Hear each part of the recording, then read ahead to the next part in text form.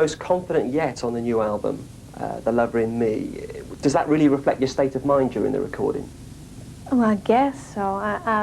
I was very comfortable and happy. I think I've said this every year in my life. It's the happiest I've ever been, but it's true. I think as I go on, I grow into myself. My mother used to say when she'd talk about puppies becoming dogs, he's grown into himself. I kind of feel like that's what's happened to me. I just feel comfortable in my life generally. There are some marked mood changes on the album. Do you think it's really reflected the different aspects of your personality quite well too? Yeah, that's what I set out to do when I had the songs written for me.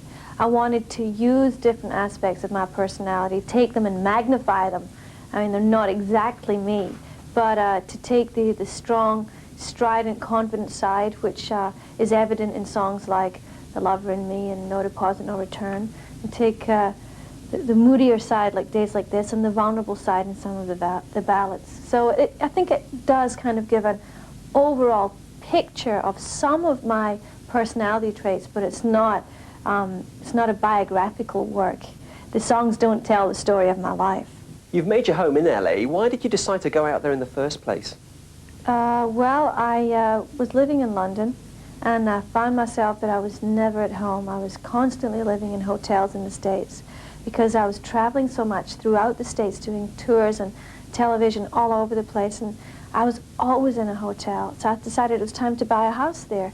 And round about that time, I fell madly in love. And the man that I fell in love with was based in Los Angeles, and he was kind of stuck there. He couldn't move with his job, and I'm a nomad. I could write songs or perform or live anywhere in the world. So it was more convenient to both of us that we center ourselves there rather than him give up and try and find work in Britain. And I was comfortable because it was also convenient for my work as well as personally. And when the relationship ended, I had already made my roots there, and I was comfortable in my home. I had my dogs. I had a good life there, so I just stayed.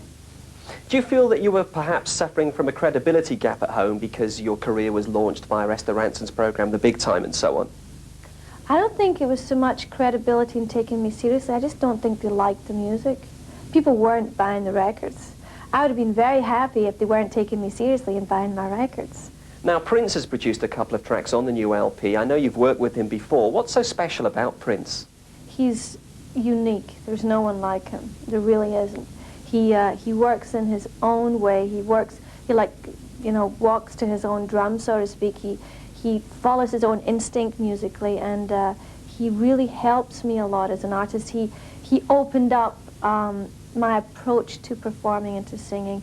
He made me look at a lyric from 2 or 3 different angles and not always go with the first thing that I thought of whenever I would interpret a lyric. It was inevitable, I suppose, that the press would link you to him romantically. How do you respond to those reports that were flying around at the time that the two of you were very much an item? It's not just with him I've seen. I'm an item with a lot of guys. According to the press, I'm a very busy woman. And I think it's a little bit sexist that it seems to happen to women more than men.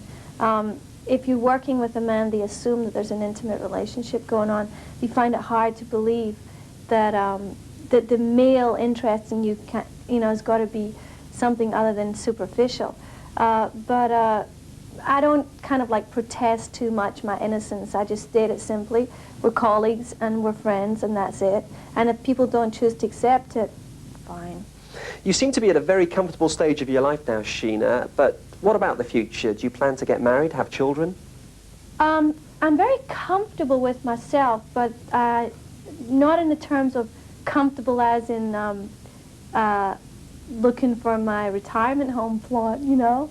I still travel the world constantly. I'm still in and out of hotels. I'm still in television studios. I'm still in recording studios till 6 in the morning. And I still have the same lifestyle, basically, that I had 10 years ago. I'm just more emotionally settled.